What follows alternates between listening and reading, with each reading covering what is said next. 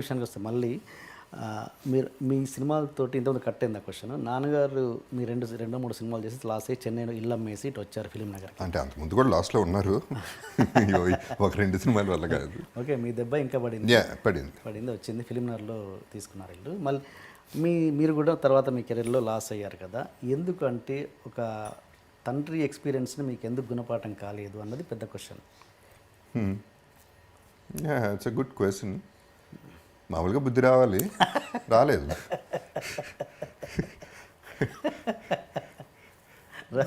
ఒక్కొక్కరు ఒక టైప్ అండి. ఇప్పుడు అదే ఆర్కే అడిగినప్పుడు అదే చెప్పాను, ఫుడ్ స్టెప్స్ ఫాలో అయ్యా కదా.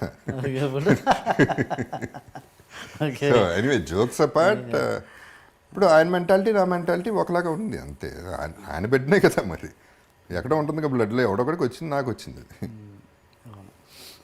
ఓకే, ఇప్పుడు ఫైనల్గా మీరు హీరోగా తీసుకుంటున్న రెమ్యునరేషన్ ఎక్కువ, ఇప్పుడు ఈ క్యారెక్టర్ ఆర్టిస్ట్గా తీసుకుంటున్న రెమ్యునరేషన్? Naturally character artist. అవునా? ఓకే. న్యాచురలీ హీరోగా ఫ్రీగా చేసినవి ఉన్నాయి, బాగా తక్కువగా చేసినవి ఉన్నాయి. హీరోగా ఇప్పుడు naturally this is the peak అండి. నేను ఇప్పుడు ఉన్నది పీక్ డెఫినెట్గా, అందులో డౌటే లేదు. అన్ని సినిమాలు కలిపితే కూడా రావు. బికాజ్ ఏమయ్యేదంటే హీరోగా డబ్బులు వచ్చినా వెనక్కి ఇచ్చేసిన పరిస్థితులు చాలా ఉన్నాయి కాబట్టి అసలు ఈ లెక్కలోకి రావు. సో ఇప్పుడు నా రెస్పాన్సిబిలిటీ నాది లేదు కాబట్టి, హీరో రెస్పాన్సిబిలిటీ కాబట్టి నా పని నా డబ్బులు నేను తీసుకుని ఐఎమ్ హ్యాపీ. ఓకే, కొన్ని సినిమాలు చేస్తున్నప్పుడు ముందే అర్థమవుతుంటుంది, అరే ఈ సినిమా వర్కౌట్ కాదు పోద్ది అనేది మీ మైండ్కి ఖచ్చితంగా తెలిసిపోయి నా సినిమాలు కూడా ఉండుండొచ్చు మీకు. అలాంటి పరిస్థితుల్లో ప్రొడ్యూసర్ని సేవ్ చేయడానికి మీరు ఏం చేస్తుంటారు మీ ప్రయత్నంగా? హీరోగా ఉన్నప్పుడు చేసేవాడిని అండి. ఇప్పుడు చెప్పడం వరకే చేయగలను. ఓకే, బడ్జెట్ ఎక్కువైపోతుంది, తప్పు జరుగుతుంది, సినిమా ఫ్లాప్ అవుతుంది చెప్పిన రీసెంట్గా కూడా చెప్పాను. ఆ పేర్లు చెప్పడం కరెక్ట్ కాదు. రీసెంట్ ఒక 3 ఫిల్మ్స్కి చెప్పాను. 3 ఫిల్మ్స్ చెప్పా, ముందే చెప్పా, సెకండ్ డేనే చెప్పా, హ్యూజ్ లాస్ వస్తుంది, మీరు ఆపనన్నా ఆపేయండి, లేదంటే బడ్జెట్లు టోటల్గా కంట్రోల్ అన్నా చేయండి. కొన్ని సినిమాలకి ఏమంటే 10 కోట్లు పెట్టారా, ₹1,00,00,000 వచ్చినా అమ్మేయండి, ఇది అది కూడా రాదు, ఆ కోటి కూడా రాదు అనేది చెప్పిన సందర్భాలు ఇప్పుడు కూడా ఉన్నాయి.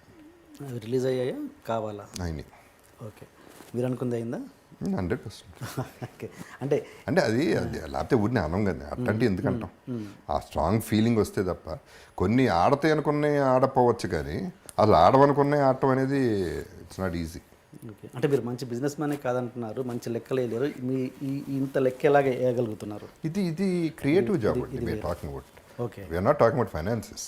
ఓకే, క్రియేటివ్ జాబ్లో సినిమా బాగా వస్తుందో లేదో చేసే ఆర్టిస్ట్కి తెలుస్తుంది. నేను పర్ఫామ్ చేయలేకపోతున్నానంటే బాగాలేదని అర్థం. ఓకే, దాని అర్థం అదే, ఎందుకంటే రాట్లా, బయటికి రాదు, అది ఎమోషన్ రాదు. Okay, okay.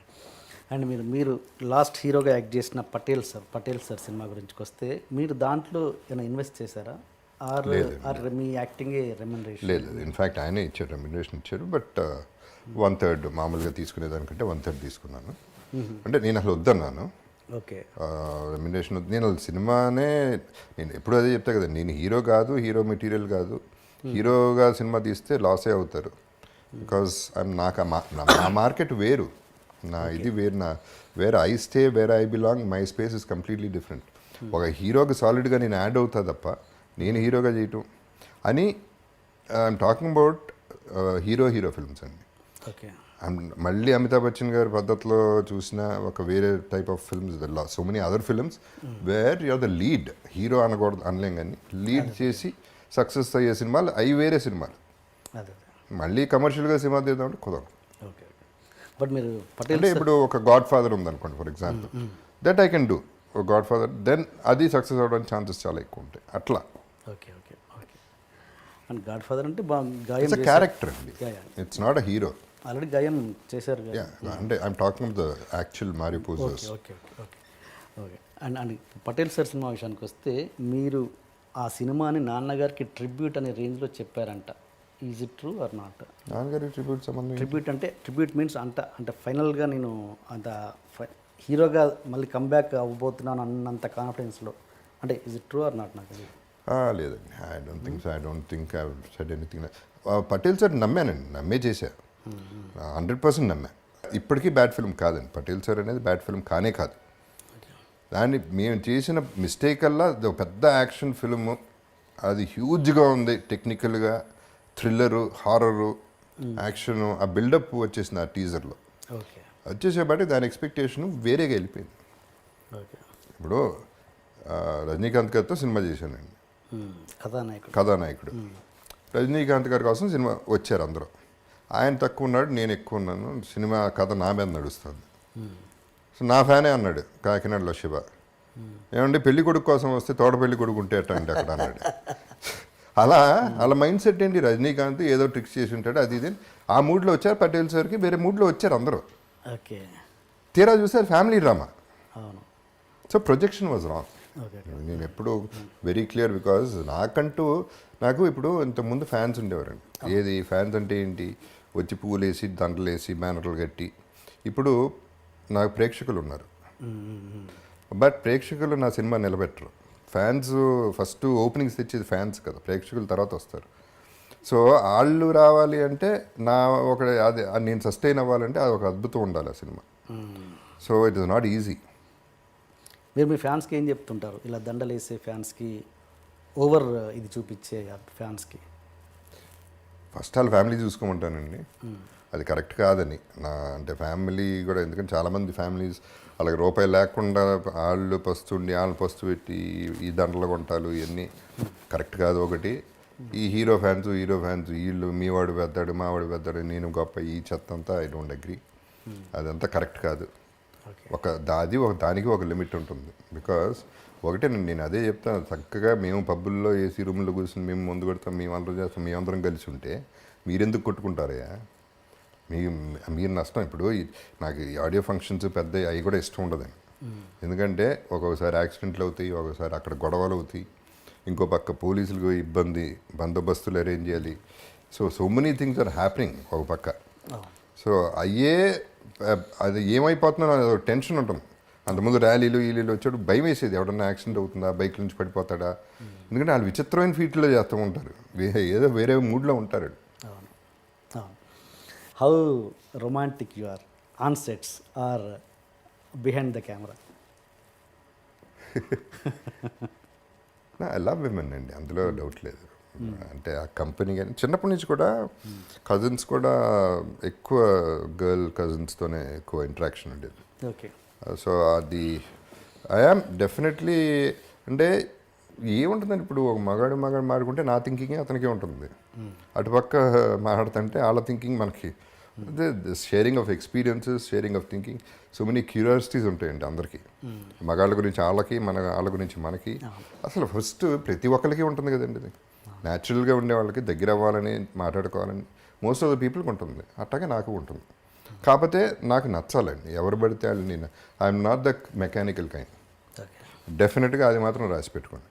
మెకానికల్గా ఎవరైనా ఓకే ఫ్రెండ్షిప్ చేసేసుకుందాం అనేది అది కాదు. నాకు జెన్యున్గా నచ్చాలి పర్సన్, లేకపోతే ఫస్ట్ నా మొహంలో కనిపిపోతుంది క్లియర్గా నాకు నచ్చలేదు నువ్వు అనేది క్లియర్గా అర్థమైంది. చాలామంది హీరోయిన్స్తో good morning, good evening, bye అంతే. చాలామందితో అట్లా జరిగింది. సో అది ఎవరికి తెలియదు అది. But I'm nice to them అండి. నేను ఎవరితోనూ జనరల్గానే ఐ డోంట్ వాంట్, ఇందాక ఫస్ట్ చెప్పినట్టు ఎవరినో హర్ట్ చేస్తే నేను హర్ట్ అవుతున్నా. సో నేను ఎందుకు హర్ట్ అవ్వాలి? సో ఎవరిని హర్ట్ చేయొద్దు. ఓకే. అండ్ అట్లాగే హీరోయిన్స్ నచ్చిందంటే ఓకే, వాళ్ళ ఫ్రెండ్షిప్ ఇద్దరికి ఒకళ్ళ కంపెనీ నచ్చి we are talking to each other అంటే ఇక yes of course I am close to them.